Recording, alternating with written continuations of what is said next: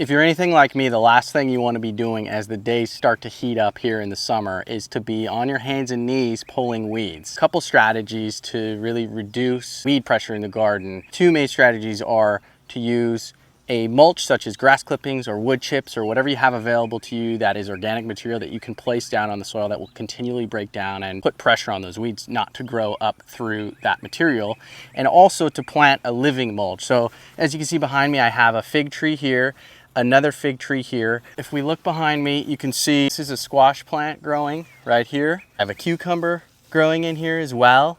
I also have some strawberries. These are all plants that are going to spread out across the ground, and they're going to compete with any of the weeds that you have in your garden. In addition to that, I have grass clippings, and I do this every time I mow the lawn. I come by, you can see some of them that are dried up from a couple weeks ago, and you can see these right here, these green ones, which I just placed probably a day ago, and they are pretty dry already. They're starting to dry up. There's a huge ergonomic advantage to using grass clippings in the garden. If I'm walking along, spreading out my grass clippings when I mow my lawn each week, and I see a weed on the ground, I don't have to bend over, I don't have to mess with it.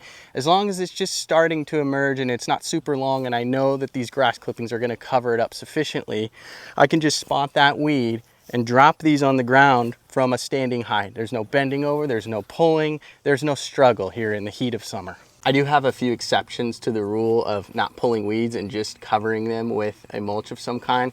And one of those is this right here, which I'll pull out. This is called a honey vine, and it's very aggressive. It can grow up through just about anything.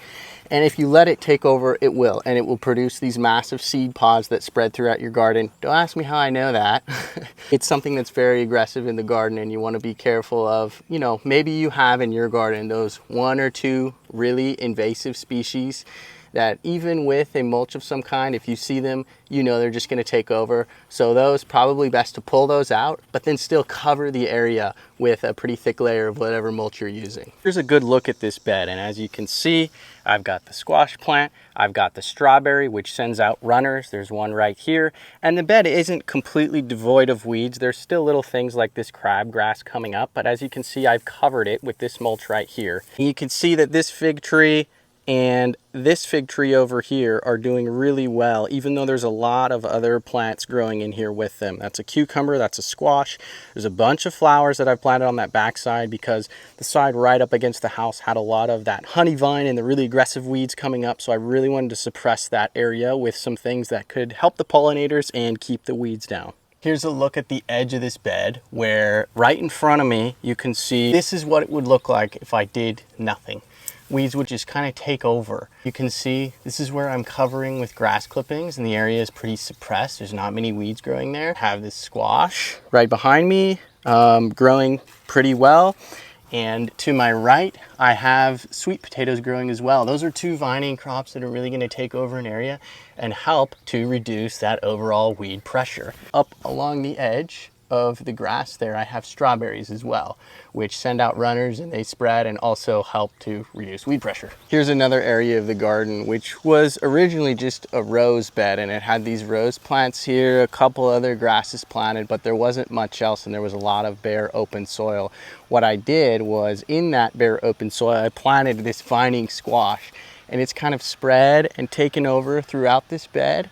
And it's kind of trailing around the rose bushes. The roses are, I think, protecting the squash a little bit with the thorns from the roses from any kind of pests or predators that may try and attack the squash plant. In turn, the squash are helping to suppress weeds in this bed overall. I do still get one of those really invasive ones, this honey vine that I mentioned, coming up in the bed. The way I deal with it is I pull it out, then I just throw it on my lawn right here. It'll dry up in a few days to a week. You can see some of them that are already pretty dry. I'll come by with the lawnmower, I'll cut this area, it'll get chopped up and go in the bag with the rest of the grass clippings. I'll only use those grass clippings on areas where I know this vine has already kind of taken over, and so it's not really going to matter if I put those grass clippings. It could only help the situation if I put down more of those grass clippings that are suppressing the weeds. In addition to that, I have those living mulch varieties such as the squash planted on top. So overall, it's a good strategy to help suppress. Grass clippings that may include that aggressive vine, I take and I spread them out below the squash I have planted here. It's not gonna matter so much if that vine is included in those grass clippings because it's already here, it's already present. So just putting on another layer that's gonna help suppress it isn't gonna hurt anything. Here's another look at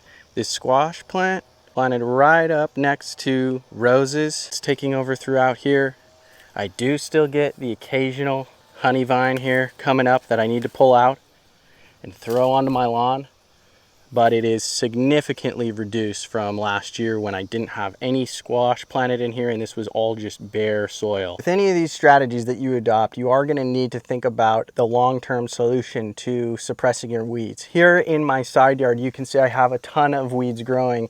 I just haven't really been maintaining this area. I may come at the end of the season and cut these back and use them in a homemade weed tea. I did cover this area in 2 to 3 inches of wood chips about 6 months ago. You can see the wood chips are still here, and that's a good amount, but it's not a really thick amount such as maybe 6 to 12 inches of wood chips, which would have been better for long-term suppression of these weeds.